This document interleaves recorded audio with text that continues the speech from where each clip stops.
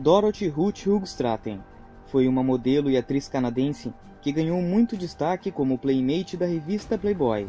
Com o nome cotado para ser a grande promessa de Hollywood, Dorothy teve sua carreira interrompida devido sua precoce morte em 1980. Mas vamos lembrar um pouco sobre sua história e o que aconteceu com ela. Bem-vindo ao Acervo Virtual Geek. Já deixe seu like para fortalecer o canal. Caso não for inscrito, inscreva-se e ative o sininho para mais notificações. Nascida em 28 de fevereiro de 1960, em Vancouver, Canadá, Dorothy Straten era filha de um casal de imigrantes holandeses. Ela também tinha 2 irmãos menores. Dorothy não conheceu muito seu pai biológico, pois ele abandonou a família para viver com outra mulher quando ela ainda era muito jovem. Portanto, sua criação na infância ficou por conta de sua mãe. Ela foi descrita como uma boa aluna na escola e muito educada. Além disso, por ser a filha mais velha, ajudava muito com a criação dos irmãos. Aos 17 anos, para ajudar com as despesas da casa, ela começou a trabalhar como garçonete numa lanchonete Dairy Queen. Foi aqui onde ela acabou conhecendo Paul Snider, um promotor de clubes local de 26 anos. A maioria dizia que ele era um cafetão e vigarista, cujo sonho de ter um estilo de vida de Hollywood não deu certo. Dorothy chamava a atenção por sua ingenuidade e beleza. Segundo amigos próximos, afirmaram que Paul viu uma oportunidade de adquirir com ela pouco da vida que queria. Ambos se aproximaram e logo começaram um relacionamento.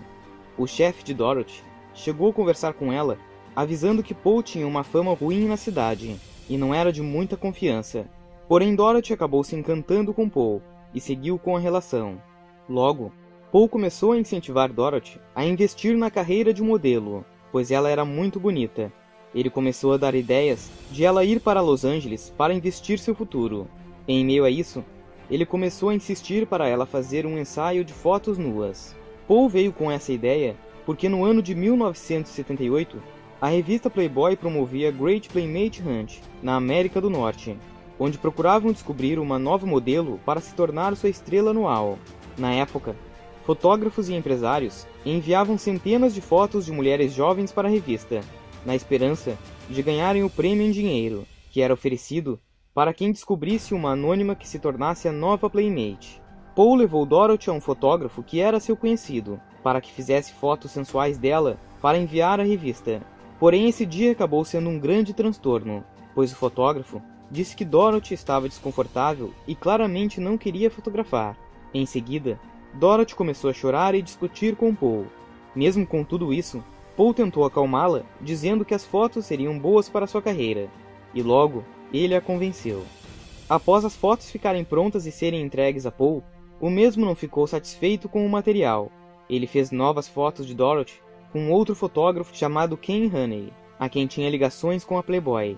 Entretanto, Honey não quis fotografá-la nua, pois Dorothy ainda era menor de idade, já que apesar de ter 18 anos, no Canadá a maioridade era só legalmente reconhecida aos 19 anos. Dorothy precisava da assinatura de sua mãe para que fizesse as fotos. Então, Paul falsificou a assinatura e levou a autorização a Honey.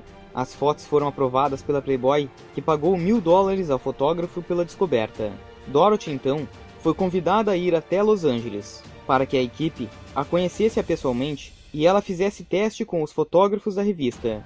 Porém, como só queriam ela, Paul não pôde acompanhá-la. Chegando em Los Angeles, Dorothy fez as fotos que ficaram ótimas. Ela ficou entre as finalistas para ser a coelhinha dos 25 anos da Playboy. Nesse dia, ela conheceu o dono da Playboy, Hugh Hefner.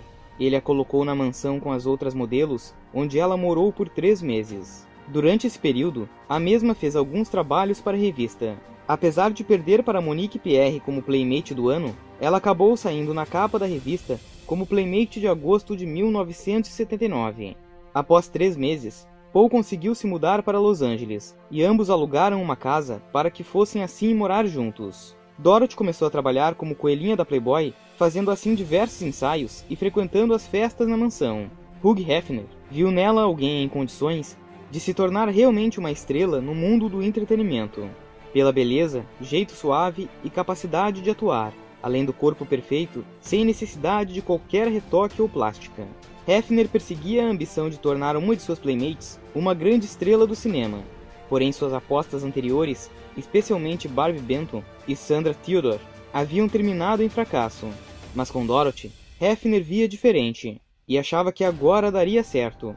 Vista como um talento especial, capaz de fazer a transição de modelo para atriz de sucesso, logo ela foi colocada sob sua proteção direta. Em 1º de junho de 1979, Dorothy casou-se em Las Vegas com Paul, que até então havia lhe servido como descobridor, namorado, amante e agente. Nesse período, Dorothy era convidada para muitos eventos e festas, porém apenas ela era chamada, e Paul começou a ficar incomodado, pois ele era um empresário informal da mesma.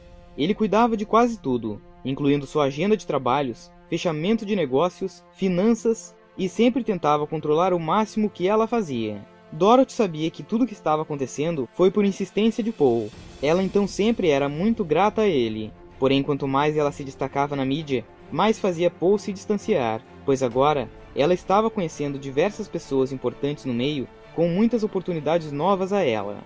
Além de ser enviada para representar a Playboy em diversos eventos da revista pelo país, os primeiros meses de 1980, Dorothy também fez pequenos papéis em mais de 5 séries de televisão e estrelou um filme B de ficção científica chamado Galaxina. Mesmo atuando em filmes de pequeno orçamento e pontas em seriados de televisão, ela conseguia críticas positivas isoladas, devido ao carisma que tinha sua presença diante das câmeras, tornando-se uma das poucas modelos com chance de escapar da estigma de coelhinhas da Playboy, sendo ser alguém que parecia capaz de dar o salto para grandes trabalhos. Em abril de 1980, Hefner a escolheu como Playmate of the Year, a primeira canadense a conseguir este destaque. Playmate of the Year, Dorothy Stratton. Dorothy, you want to come up here? O que a transformou numa celebridade, convidada para uma entrevista no Tonight Show, do apresentador Johnny Carson, o mais popular talk show da TV norte-americana. Paul não era bem visto por Hefner, que o considerava apenas um aproveitador e cafetão, e tentou fazer com que Dorothy desistisse do casamento. Na verdade, quanto mais Dorothy ficava famosa, mais brigas aconteciam na relação. Apesar da obsessão de Paul com a carreira da mulher, em que se colocava junto em busca de sucesso, ele pegou o dinheiro de um merchan que Dorothy havia feito e comprou uma Mercedes-Benz com a placa Star 80, em homenagem a ela, a sua nova década que se avizinha. Em seus planos de grandeza, seria a década de Dorothy e dele, no mundo de Hollywood. Aos poucos, ele começou a sentir que estava sendo colocado de lado e que suas opiniões, controle financeiro da carreira e de última palavra na escolha das ofertas profissionais dela não estavam mais sendo levados em consideração, pois Hefner contratou um grupo de profissionais para cuidar da carreira da protegida. Paul sentiu que tudo estava sendo apenas para Dorothy e que parecia não ter mais espaço para ele nas coisas. As brigas entre o casal começaram a ocorrer com mais frequência, e Dorothy chegou a pedir a Paul que abandonassem Los Angeles e voltassem para o Canadá, e ter a vida que tinham antes da fama. Mas Paul recusou, completamente fixado em seu plano de obter sucesso em Hollywood de qualquer maneira. Em janeiro de 1980, numa das festas diurnas da Playboy, Dorothy conheceu um dos amigos de Hefner, o cineasta Peter Bogdanovich, um dos integrantes da nova geração de diretores chamada de Nova Hollywood.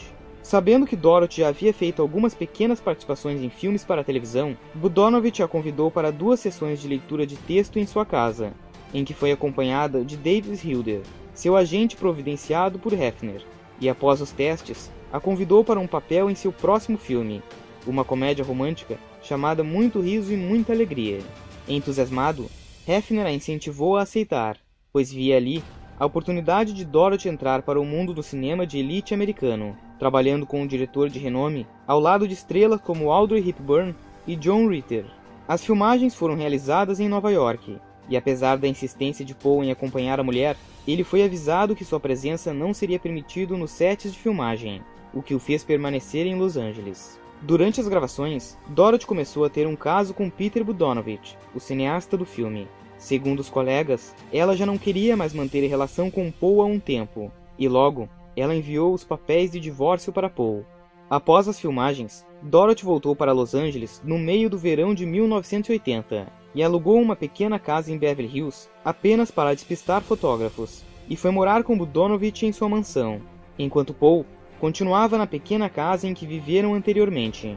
Ele não aceitou a separação e tentou processar Bogdanovich por sedução para romper contrato de gestão, um contrato mútuo que ele acreditava ter com a mulher através do casamento. Dorothy sentia-se culpada pela separação, pois tinha uma grande gratidão por Paul, que fez seu nome e investiu em sua carreira. Logo ela quis se encontrar com ele para tentar uma separação amigável e até um acordo financeiro para ele. Contudo, Paul não aceitou e estava negando a separação. Dorothy não queria que isso terminasse desse jeito, pois eles tinham uma história. Então Paul, no dia 14 de agosto de 1980, ele a convenceu a se encontrarem novamente na casa onde moraram juntos. Além disso, ele ainda disse que assinaria os papéis do divórcio. Dorothy não contou a Budonovich que iria vê-lo, apenas falou a sua irmã, mas pediu que fosse discreta com o assunto. Disposta a ter o encerramento de relação amigável e finalmente colocar um ponto final, infelizmente Dorothy foi vítima de uma grande emboscada. Ao chegar na casa, Paul a violentou na cama que tinham quando casados, e logo em seguida, lhe deu um tiro de espingarda no rosto. Depois de tamanho crime, Paul se suicidou. Após umas horas, uns amigos foram até a casa, pois viram os carros de Paul e Dorothy em frente, e ao entrar, se depararam com um banho de sangue. Ambos os corpos estavam nus no banheiro, e a cena era devastadora. A perícia confirmou o abuso que ocorreu antes de Dorothy ser morta, e depois confirmou a morte de Paul que atirou em si mesmo.